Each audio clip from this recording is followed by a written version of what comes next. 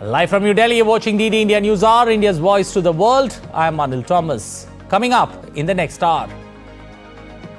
Shehbaz Sharif elected Pakistan's Prime Minister for a second time to lead a coalition government with Bilawal Bhutto Zardari's Pakistan's PPP as key partner.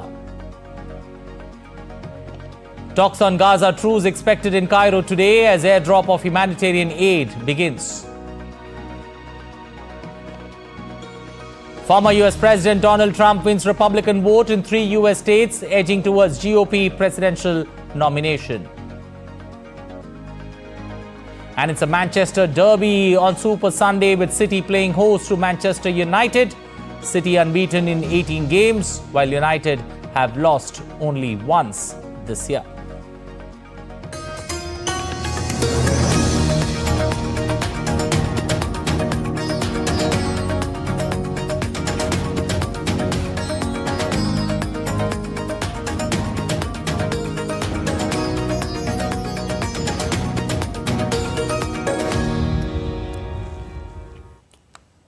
In Pakistan, the National Assembly elected incumbent Shehbaz Sharif as the Prime Minister of the country, with his opponent Omar Ayub Khan of PTI failing to secure a majority.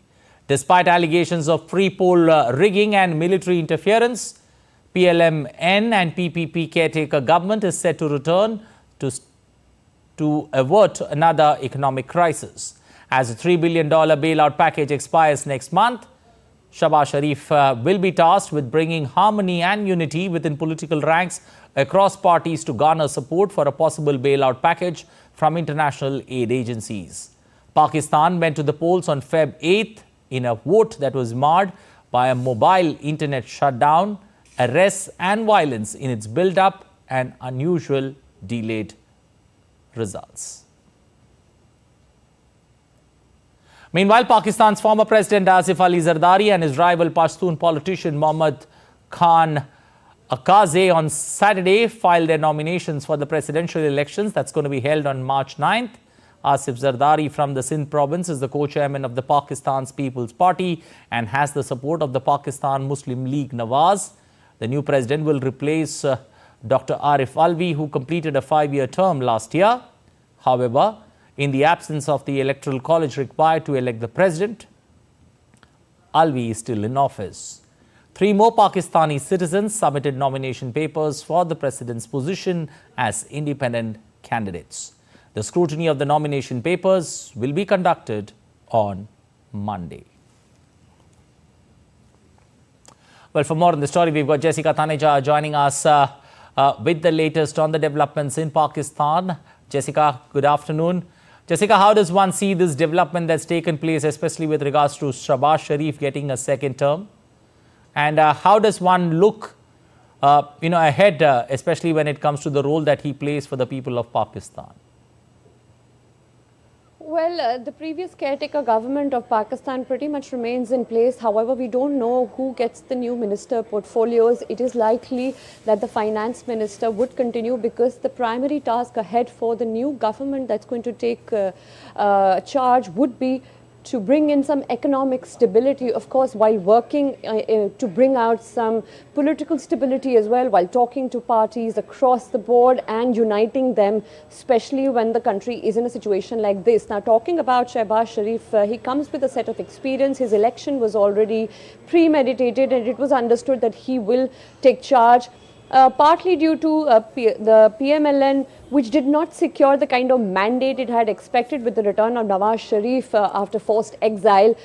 Given those circumstances, it was first considered that Nawaz Sharif would be at the helm of affairs, but after the recent election results that did not again give the kind of mandate to Nawaz Sharif, it was decided that Shehbaz Sharif would continue as he had when Imran Khan was ousted by his government backed by the military in 20 22. And let's also remind our viewers that Pakistani Tehreek-e-Insaf leader and the previous Prime Minister of the country, Imran Khan, still remains in jail. Now, Shehbaz Sharif has a lot on his hands at this point, but he's also an experienced administrator. He's been the 3-time Chief Minister of Pakistan, the largest province in the country, and the province that holds the election very close, because if you win Pakistan, it is definite that you wouldn't win the elections in Punjab, you would win the elections in Pakistan, and the PMLN managed to keep its hold on the province of Punjab as well. So given his past experiences, it would be certainly difficult going ahead, Anil, because now Shehbaz Sharif would have to ensure that the bailout package that expires next month, given to the country by the IMF, which was to the tune of $3 billion, what is going to happen next? Now, even when we look at how the financial situation in the country has been, let's tell our viewers the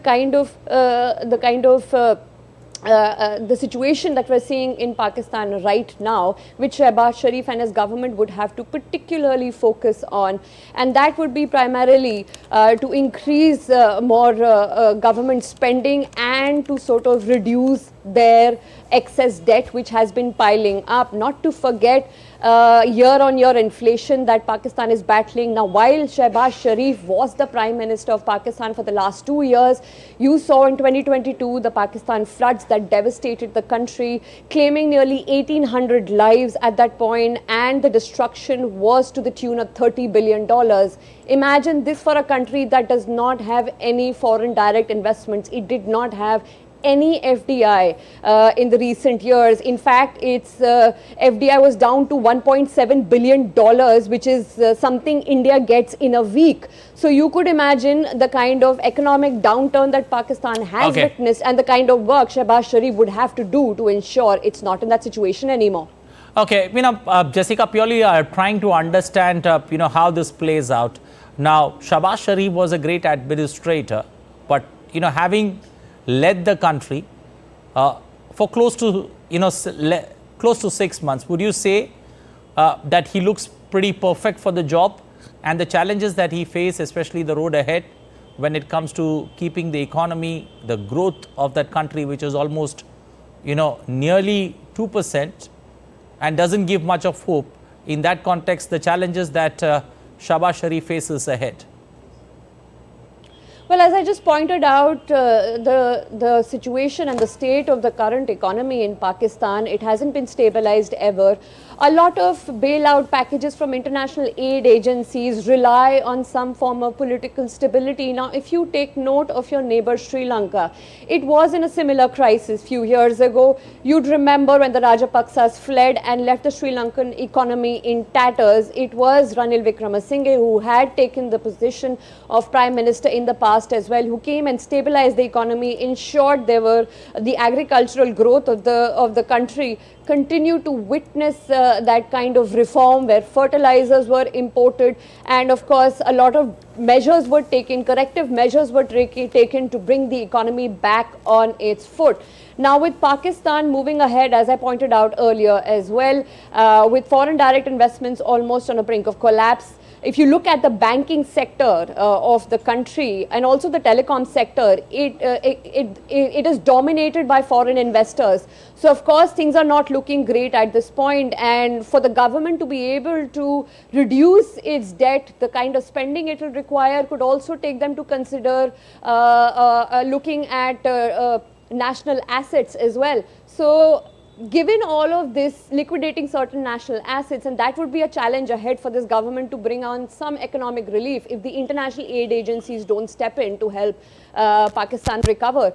But with that said, it will also need kind of harmony and a political unity, but because one should be reminded of the fact that there are still 89 seats in that National Assembly that are held by Pakistan Tehreek-e-Insaf backed independent candidates. So that would certainly be a challenge, and the country, the only thing this country doesn't need right now is another political uprising.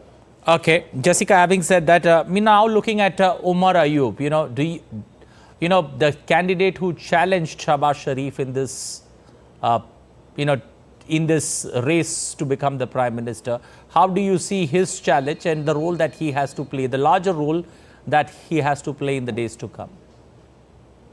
Well, now as the leader of opposition, and if in the National Assembly of Pakistan, he will have a lot on his he will have his plate full, because his leader Imran Khan, who is now in jail for various corruption charges, including his wife, and if you recall, many PTI main candidates were also jailed or were in hiding because of the kind of political landscape that Pakistan is witnessing right now, of course, completely controlled by military in the backdrop, and so is this election result. But at this point, with Omar Ayub Khan is an interesting choice that Imran Khan has put forth. If you recall, before the elections, when most of the PTI leaders were being poached or in hiding, and that is the reason you recall they were running their campaigns as independents and not under the banner of Pakistan Tehreek-e-Insaf, which is Imran Khan's party. That's because the Election Commission, of course, had banned these candidates to fight that election. So Omar Ayub Khan had a lot to do in that as well, and the crucial role now he plays is to prevent the PMLN and the PPP coalition to sort of continue with doing, continue to have that hold on the country, knowing the fact that this is a decision by the military and not by the electorate of Pakistan. But for Omar Ayub Khan, who's a grandson of who's the grandson of the former military dictator of the country, the first ever Ayub Khan, who almost ruled for 10 years, it's a bit of a colorful history there, because his father, who also served as an officer in the army, later went on to join the PMLN, and also including Omar Ayub Khan, who also was with the PMLN till 2018, and he officially switched sides to join Imran Khan's party. And the reason he survived to become the leader of the opposition, or even the face of Pakistan, or the Pakistan Prime Minister face for PTI, is because while everybody abandoned Imran Khan during the time of arrests and targeting, it was only him who stuck around and showed his mettle. So he would have a lot to do, and certainly the most trusted candidate that Pakistan's Tehreek-e-Insaf party would have. Okay, Jessica, looking at how things are at this point of time, do you see the likelihood of Omar Ayub having a challenger in case the presidential election, things don't go Imran Khan's way and you have a candidate who ends up losing there? Is there a likelihood of, picking between the two, to be the leader of opposition in the National Assembly? Well, so far, Omar Ayub Khan will remain the leader of opposition in the National Assembly, and that has been the unanimous decision. And the party decisions, of course, dictated by Imran Khan at this point, even though the election result hasn't been mandated under the PTI banner. But it's important and significant to understand the growth of Omar Ayub Khan, who, as I pointed out earlier, was part of the same establishment, which was, of course, being puppeted by the military, PMLN, and then the PTI, again, when it got elected in 2020. He is a strong candidate, but certainly the most trusted one that Pakistan Tehreek-e-Insaf has at this point, because most of the leaders are either in hiding or being poached or targeted, or do not want to outrightly support the PTI, which doesn't clearly have the backing from the military. So he would have a lot to do, but certainly he's the only force to reckon with in the PTI at this point. We'll leave it there. Thank you. Appreciate you joining us this afternoon with the latest updates there on the developments in Pakistan. Well, shifting focus to updates from the Israel-Hamas armed conflict, as a Hamas delegation arrived in Cairo on Sunday to search for a formula that's acceptable to Israel and Hamas for a lasting ceasefire in Gaza, after foreign governments resorted to airdrops to aid civilians in the enclave. A Hamas delegation arrived in Cairo on Sunday to hold ceasefire talks on Gaza. The delegation is led by Hamas deputy chief in Gaza, Khalil al-Haya. Hopes for a first pause in fighting since November rose last week after a previous round of talks, which was mediated by Qatar and Egypt in Doha, and indications from US President Joe Biden that agreement was close. Meanwhile, a senior US official said that a framework for a 6-week pause in fighting was in place with Israel's agreement, and now dependent on Hamas agreeing to release hostages it has held in Gaza since its attacks on southern Israel on October 7th.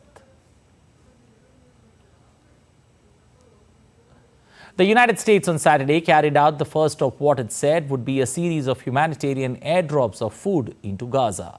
Three C-130 U.S. military planes delivered more than 38,000 meals along Gaza's Mediterranean coastline. Jordanian forces also participated in the operation. The White House says the airdrops would be a sustained effort and that Israel supports them. U.S. National Security Council spokesman John Kirby has said that U.S. will carry out multiple airdrops in the next few weeks, which will be coordinated with Jordan. Kirby also went on to add that the Biden administration is considering shipping aid by sea from Cyprus. The World Health Organization, that's WHO, delivered fuel and crucial medical supplies to Gaza's Al-Shifa hospital. According to the WHO, the aid delivery included 19,000 liters of fuel, as well as crucial medical supplies and antibiotics that could treat 150 patients.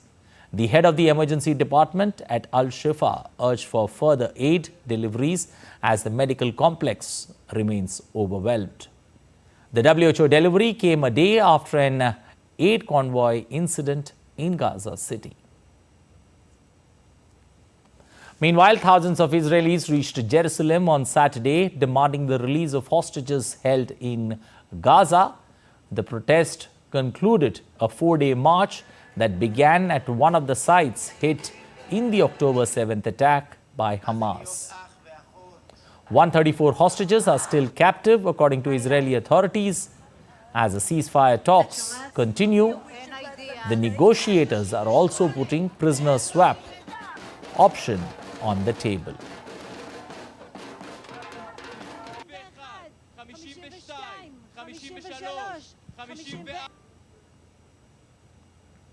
U.S. Vice President Kamala Harris will meet with Israeli War Cabinet member Benny Gantz at the White House on Monday. According to the White House official, during the meeting with Gantz, Kamala Harris is expected to discuss the urgency of securing a hostage deal, which would allow for a temporary ceasefire, and the need to significantly increase aid into Gaza region.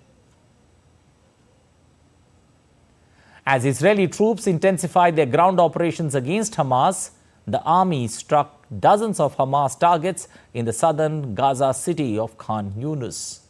The Air Force and artillery hit about 50 targets within 6 minutes, destroying several infrastructures. Khan Yunis has been a focus of Israel's military operation in recent weeks. The Israeli military promised an exhaustive and truthful investigation into the deaths of Palestinians queuing for aid in Gaza this week.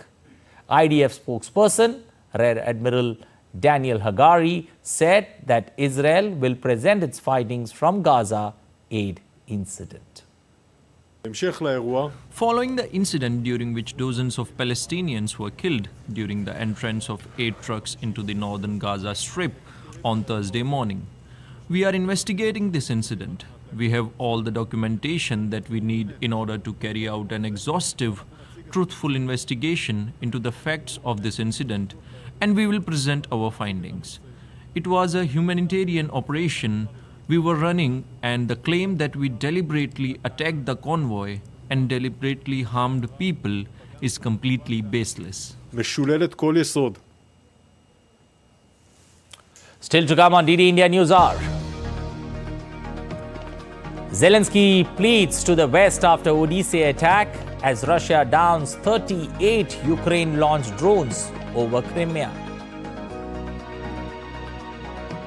Ahead of UK budget, British Finance Minister Jeremy Hunt says forecasts have gone against us. South Korean doctors rally as government calls for end to walkout.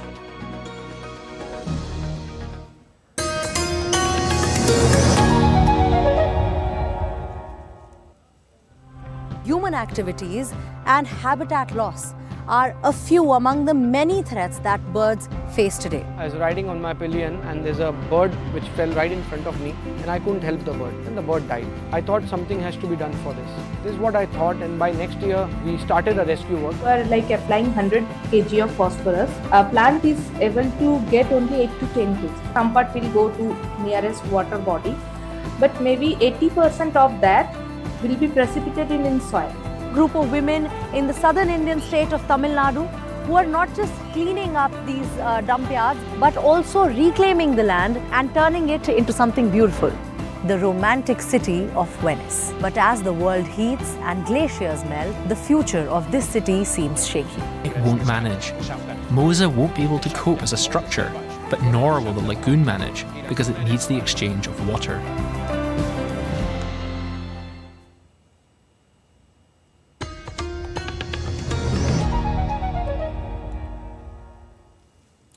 You're watching the India News Hour. I am Anil Thomas. A ship attack by Yemen's Houthi rebels has sunk in the Red Sea. The UK-owned Ruby Mar cargo ship, which was attacked last month, is the first vessel lost since Houthis began targeting commercial shipping vessels. A Yemeni government statement said that the ship sank on Friday night and also warned of an environmental catastrophe. US Military Central Command previously said that the ship was carrying more than 41,000 tons of fertilizer when it came under attack. Moving on, Russian air defense systems destroyed all 38 drones that Ukraine launched at the Crimean Peninsula on Sunday, after reports on Ukrainian and Russian social media of powerful explosions in the port of Feodosia. The Russian Defense Ministry did not say whether there was any damage or casualties in its statement. Officials say road traffic near Feodosia was significantly restricted. Traffic on the bridge linking the Crimean Peninsula to the Russian mainland was halted for a couple of hours before resuming. Russian and Ukrainian social media cited Feodosia residents as reporting powerful explosions were heard in the area of the seaport and an oil depot at about 2 a.m. local time. At least 8 people were killed and 8 others wounded when a Russian drone crashed into an apartment block in Ukrainian southern port city of Odisha on Saturday. Rescue workers pulled 8 bodies out of the rubble and were still searching for more late in the night. According to Zelensky, the drone was a Shahid supplied by Iran. Russia has launched several thousands of these long-range winged drones throughout the war at targets deep inside Ukraine.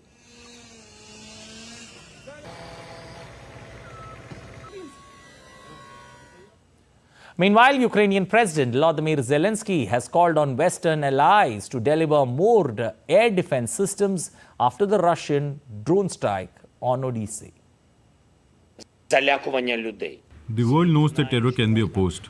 The world has enough missile defense systems to protect against Shahid drones and missiles. Dealing the supply of weapons to Ukraine, missile defense systems to protect our people, leads unfortunately to such losses and to the constant growth of the list of children whose lives Russia takes away.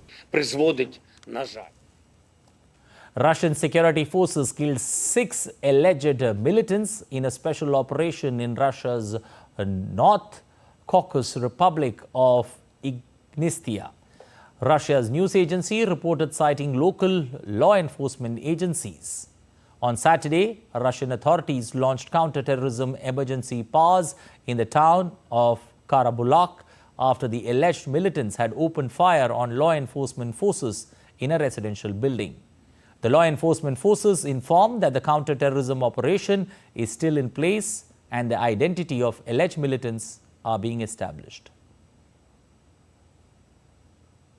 A unit of German fighter jets were sent to Latvia for policing their Liverdale air base. This will be the 3rd base for the NATO alliance aircraft monitoring the skies over the Baltic states. The German unit of Eurofighter Typhoon jets will remain in Latvia for the mission until November. According to Latvia's Air Force commander, this move is seen as a strong signal for Russia and also for the Latvian society that they were not alone. Shifting to Britain, where British Prime Minister Jeremy Hunt has expressed concerns towards UK's deterioration in the economic forecast by Britain's official budget watchdog. In an interview to a newspaper daily, Hunt said that this report will underpin this week's annual budget statement. He further said that the forecasts have gone against us. Hunt and Prime Minister Rishi Sunak are under pressure from within their Conservative Party to cut taxes in Wednesday's budget to help the party's flagging fortunes before a national elections expected later this year. Britain's Finance Minister Jeremy Hunt is putting the finishing touches to a budget he'll deliver on Wednesday.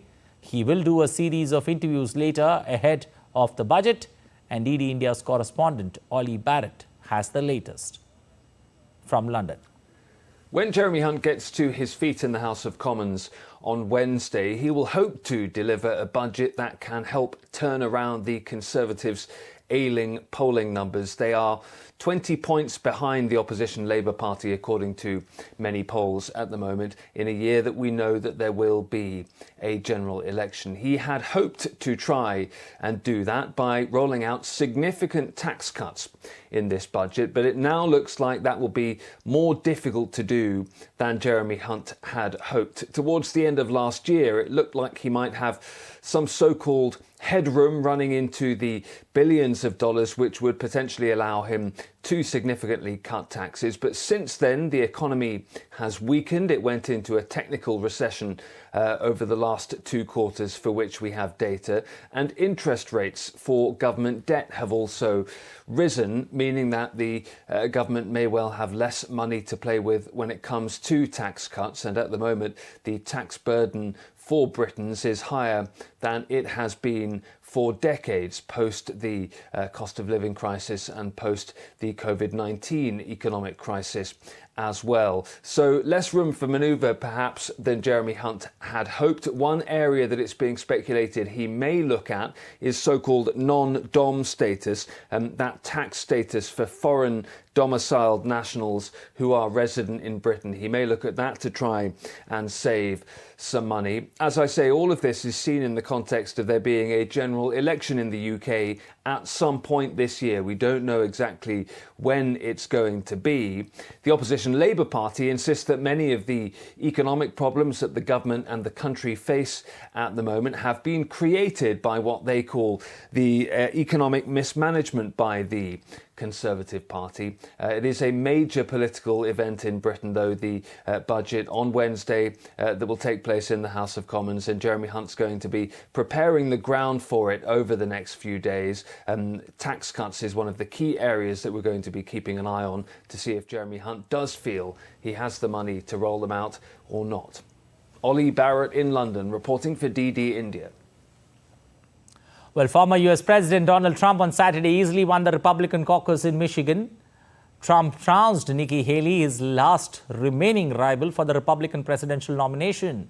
The former US President also won the Missouri and Idaho Republican caucus on Saturday.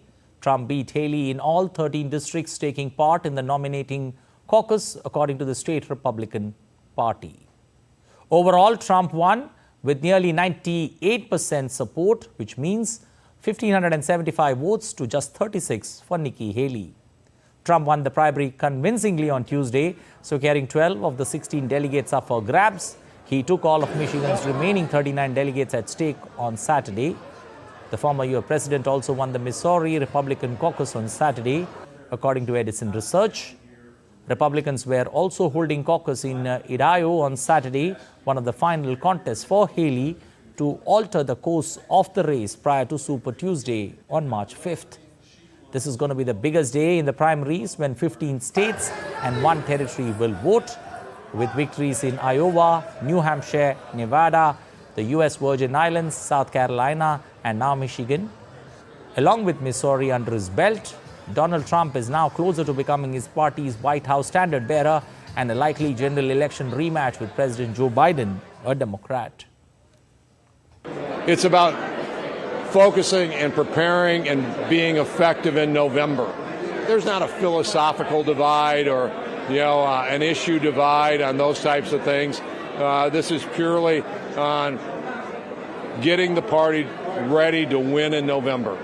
The focus is on beating Joe Biden, electing a president, electing a senator, electing Congress people, and taking back our state house. That's what people are focused on. Republican frontrunner Donald Trump and his last remaining rival Nikki Haley collided in North Carolina on Saturday ahead of a contest next week that could carry deep implications for the November general election. North Carolina primary is part of the Super Tuesday state of 16 nominating contest that will bring Trump closer to clinching the Republican presidential nomination. It also is the only race that day that will be held in a battleground state that could decide the next occupant of the White House. Trump drew a large crowd for his rally on Saturday at a Coliseum in Greensboro. In a speech to the supporters, he called himself a political dissident and focused much of his speech on immigration. Trump edged President Joe Biden in North Carolina in the 2020 election by 1.3% points, about 75,000 votes, the closest margin in any of the states that he had won. Not one more innocent American life should be lost to migrant crime. Got to stop it. It's a new category, migrant crime. We call it Biden migrant crime, but frankly, it's too long. So we call it migrant crime. I came up with that name because I come up with a lot of good names, don't I? But it's migrant crime. It's a whole new category of crime, and it's probably going to be more vicious than anything we've seen. On day one of my administration, I will terminate every open border policy of the Biden administration, and we will begin the largest domestic deportation operation in American history because we have no choice. We have no choice. Well, still to come on DD India News Hour. Jeffries predict India's rise to third largest economy and a 5 trillion GDP by 2027. World Wildlife Day being observed today to raise awareness about the importance of protecting wildlife and their habitats.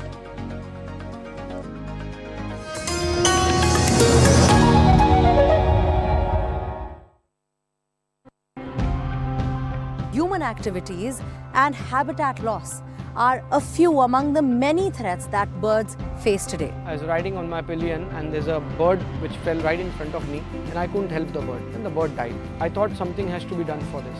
This is what I thought, and by next year we started a rescue work. We are like applying 100 kg of phosphorus. A plant is able to get only 8 to 10 kg. Some part will go to nearest water body, but maybe 80% of that will be precipitated in soil. Group of women in the southern Indian state of Tamil Nadu who are not just cleaning up these dump yards but also reclaiming the land and turning it into something beautiful. The romantic city of Venice. But as the world heats and glaciers melt, the future of this city seems shaky. It won't manage. Mosa won't be able to cope as a structure, but nor will the lagoon manage because it needs the exchange of water.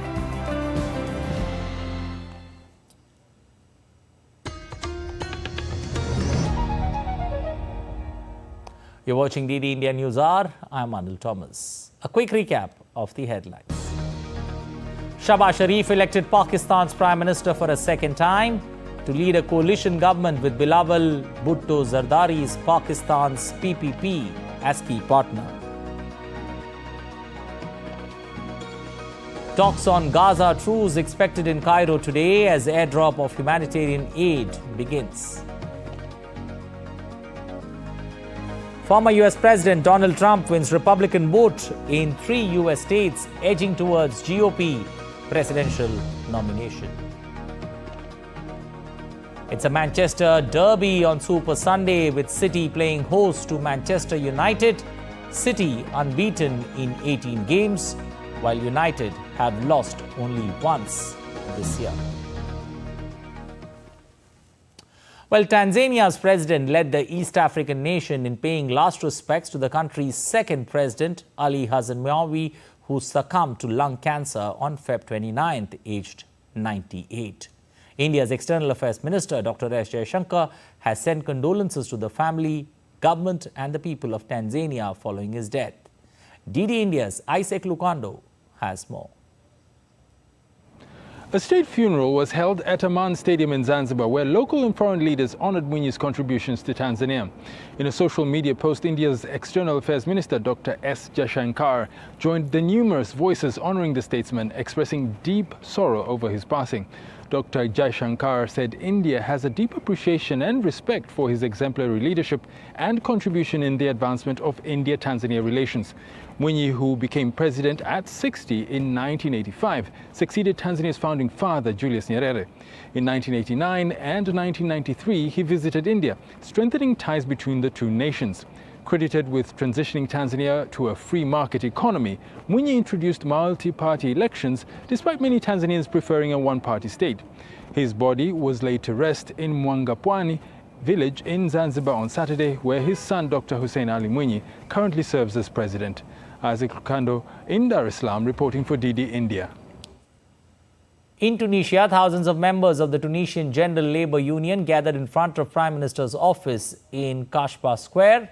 The protest was the first time in months to defend social dialogue, condemn the restrictions on union rights and denounce increase in prices.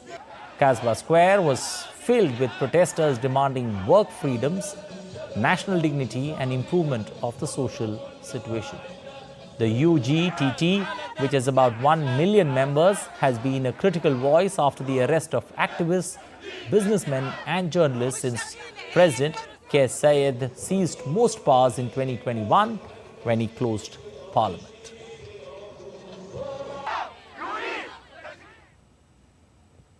As trainee doctors' protest enters into its second week in South Korea, over 30,000 protesters gathered in Seoul on Sunday to stage a mass rally. Demonstrations against the government is taking place as they plan to increase medical school admissions from 2025 to combat shortages of doctors in the country. Due to the mass walkout, emergency departments in major hospitals are facing difficulties, but the young doctors have refused the call from government to return to work. The deadline was set by the government. So regardless of the deadline and pressure from the government, since we agree 100% of what our doctors say, we are going to continue to step forward as we thought. Well, Taiwan's Ministry of National Defense detected 21 Chinese military aircrafts and 6 naval vessels around Taiwan on Sunday morning.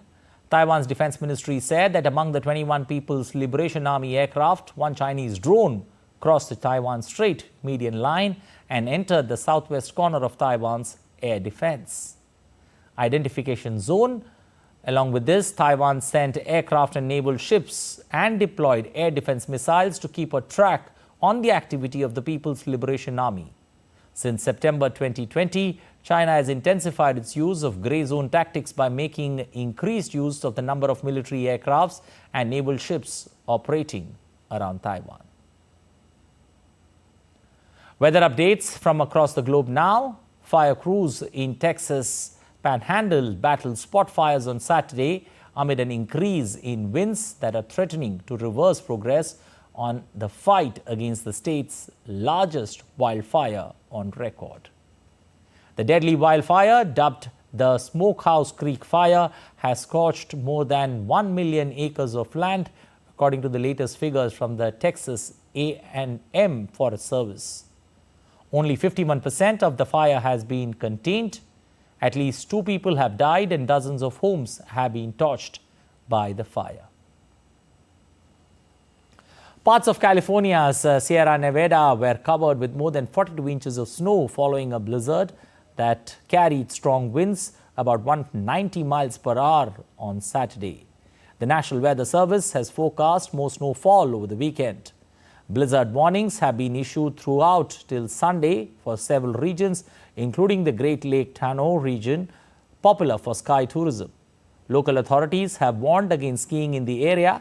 Parts of the Highway 80 were closed due to dangerous conditions. Firefighters were meanwhile deployed in Brazil's Ramayana on Saturday to extinguish rampant fires in the region. Ramayana is suffering from a sharp spike in wildfires, threatening the Yanomami indigenous people and reigniting fears of catastrophe in the Amazon rainforest after months of improved deforestation data. Local authorities said that at least 251 blazes have been recorded on the Yanomami island. The indigenous people are already facing a humanitarian crisis due to illegal miners on their land. Rising waters have deluged homes and farmlands in various parts of Bolivia. In the village of Casotia, the flooding has left roads impassable and cut off vital supply routes in the village. Crops have been submerged underwater and rising concerns over food security in the region mounts. Meanwhile, floods in northwestern Bolivian town of Cubija have disrupted natural reptile breeding grounds, and heavy rains this week have hit the Andean region, the Amazon and the valleys of central Bolivia, causing a state of emergency. A quick look at some other stories making news around the world. Norway's King Harald was discharged from the Malaysian hospital on Sunday and was flown back on a medical evacuation plane. The 87-year-old had a temporary pacemaker implanted on Saturday at a hospital in Langkawi after receiving treatment for an infection.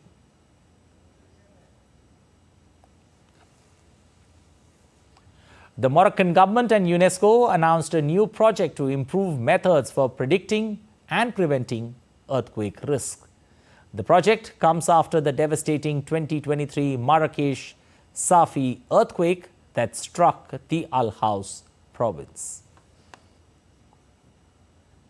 Police have made 2 arrests in Berlin during their search for individuals wanted for their suspected involvement in Germany's notorious Red Army faction militant group. According to Berlin police, around 130 officers were on the ground in their search for suspects. A South Korean zoo threw a farewell party for Fu Bao, the first giant panda born in the country, ahead of the beloved animal's scheduled return to China. Fu Bao, which means lucky treasure, has attracted a huge fan base ever since she was born in July 2020 at the Everland Amusement Park just south of Seoul. Updates on the economy front now. India is touching a new milestone under Prime Minister Narendra Modi's leadership. A report by Jefferies Equity Research says that reforms done by Prime Minister Modi-led government have set the stage for strong economic growth in the future. According to the report, India is expected to become the third largest economy by 2027 and reach a market capitalization of 10 trillion by 2030.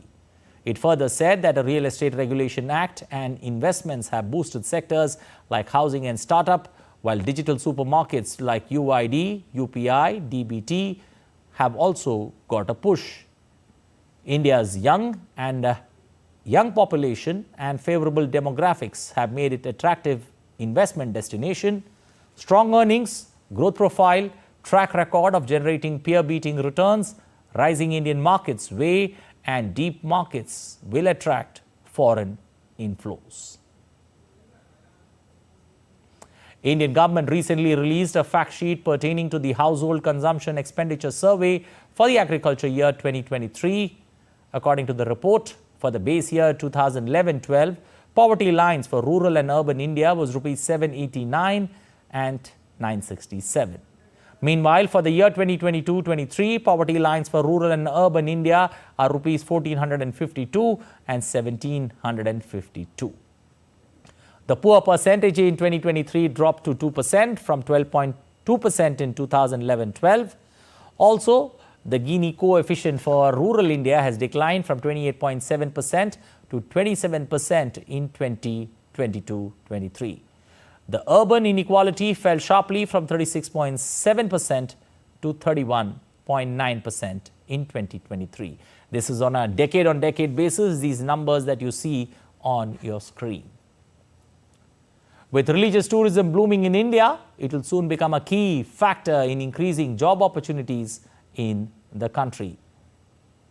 According to a report by NLB, that's the new level of business services, religious tourism will create up to 2 lakh job opportunities in 4 to 5 years in India, with a projected revenue of $60 billion by 2028. 6 to 8% rise is also anticipated in new enterprises catering specifically to religious tourism.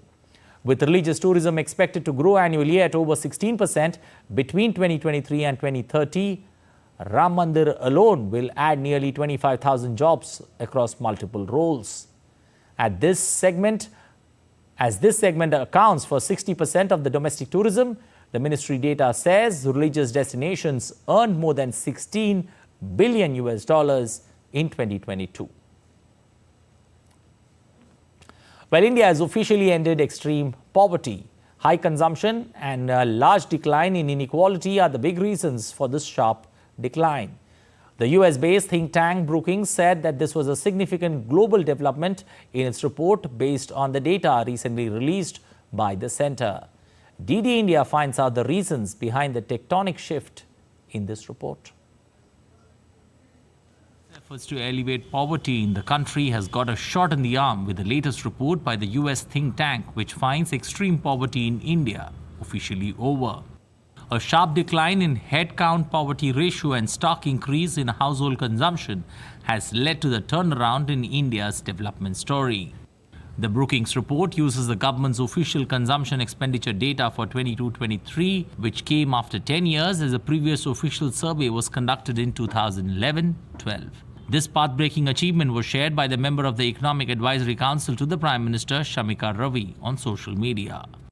What does the data by Brookings show on 3 parameters: growth, inequality, and poverty? On the growth front, since 2011-12, real per capita consumption has grown by 2.9% per annum, rural growth by 3.1% per annum, which is significantly higher than the urban growth of 2.6%. Inequality. An unprecedented decline in both urban and rural inequality. The urban inequality declined from 36.7% to 31.9%. The rural inequality declined from 28.7% to 27%. Poverty. High growth and large decline in inequality have combined to eliminate poverty in India. The headcount poverty ratio, or HCR, the proportion of a population that lives below the poverty line, has declined from 12.2% in 2011-12 to 2% in 2022-23.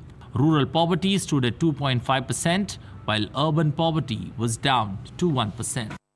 The report attributes the elimination of extreme poverty to the government's strong policy thrust on redistribution, which has led to strong, inclusive growth in India over the last decade. This includes a national mission for construction of toilets and attempts to ensure universal access to electricity, modern cooking fuel, and piped water supply.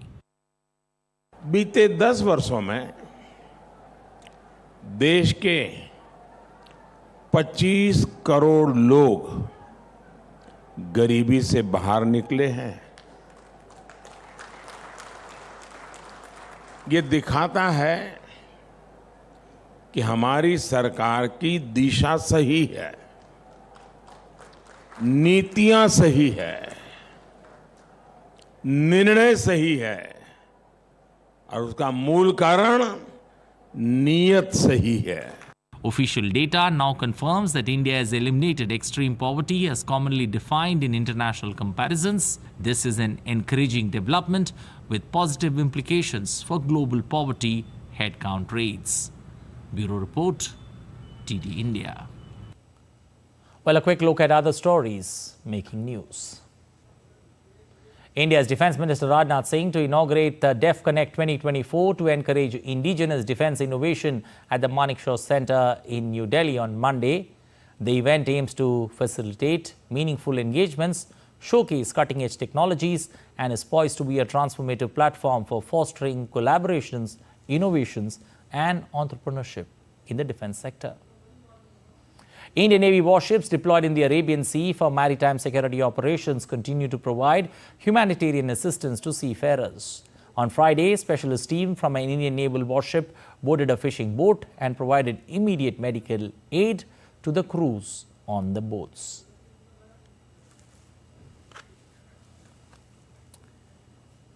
Well, still to come on DD India News Hour. Manchester City look to keep emotions in check in Sunday's derby against Manchester United at home. Ray dominates with 6 wins out of a record-breaking 7 nominations at Britain's Pop Music Honours.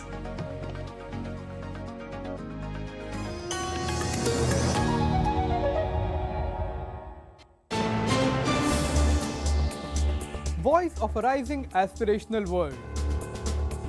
Stories of challenges, struggles and accomplishment. A world battling conflict, hunger and poverty. Embracing growth, development, science and technology. A voice of progress, a voice of unity. Watch Voice of the Global South with me, Akshay Dongre, only on DD India.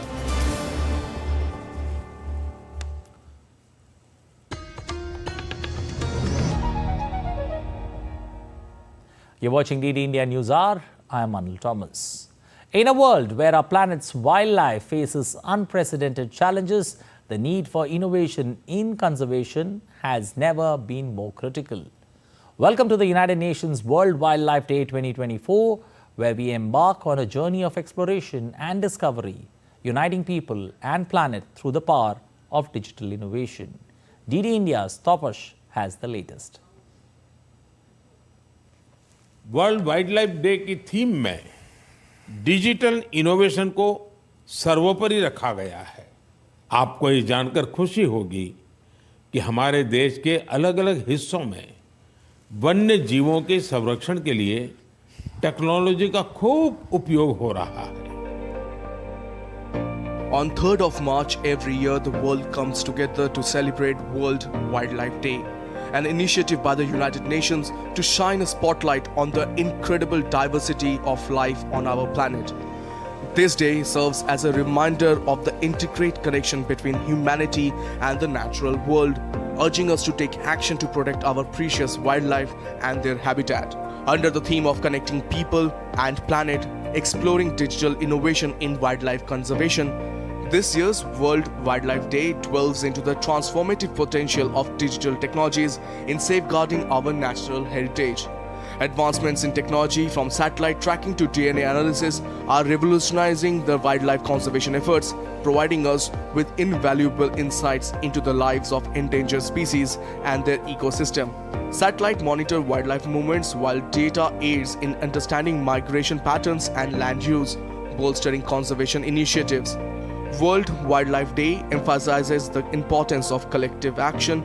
It calls upon countries, companies, and individuals to work together towards a just and sustainable future for all living beings. As we celebrate World Wildlife Day 2024, let's harness the potential of digital innovation to preserve our planet's biodiversity for generations to come. Let's make a difference. With camera person Vinod, this is Tapush Bhattacharya for DD India from Delhi. Well, we all need to make a difference for that. Moving on, India's Prime Minister shared greetings on X on the World Wildlife Day. Prime Minister Modi says this is the day to celebrate the incredible diversity of life on our planet.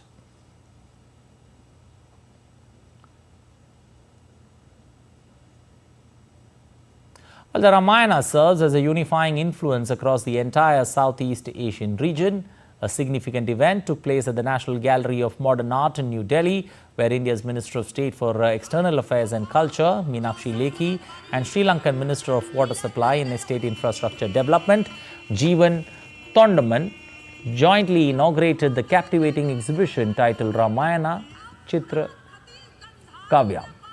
The magnanimous and undeniable footprint of Ramayana visible in the exhibition and its strong connection with the world, especially Southeast Asia, is also shown with magnificent art works.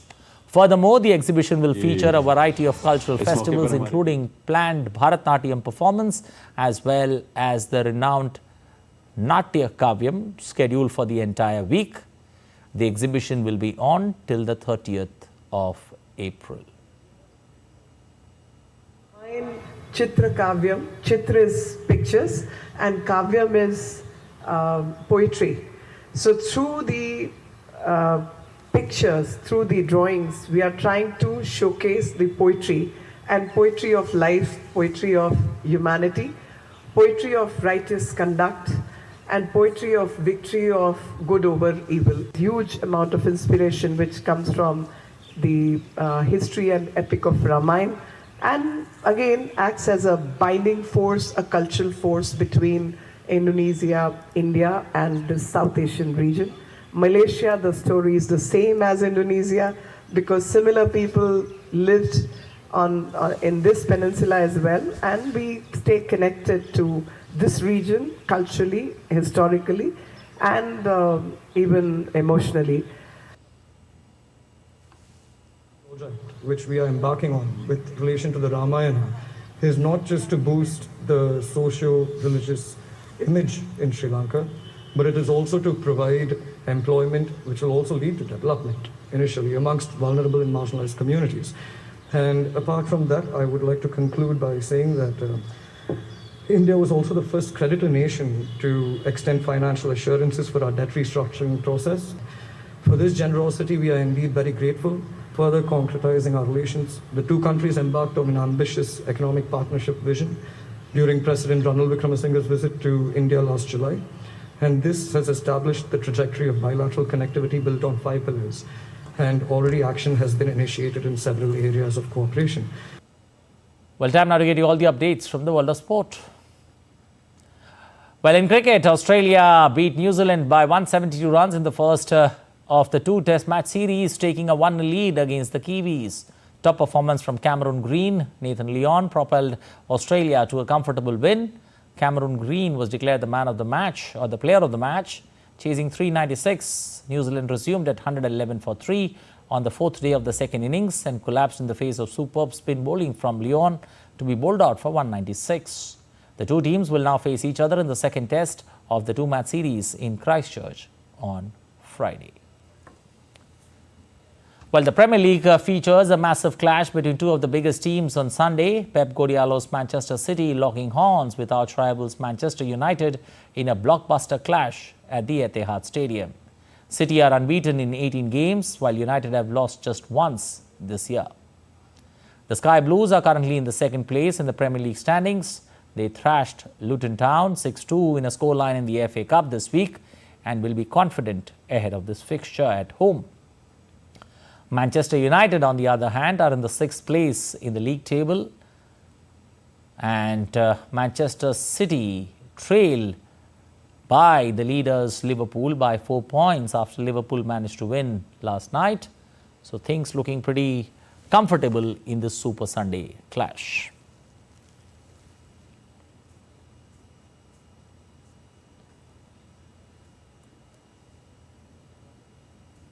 Well, Liverpool, meanwhile, are back as the table toppers as they beat Nottingham Forest 1-0 to consolidate their place at the top of the English Premier League table.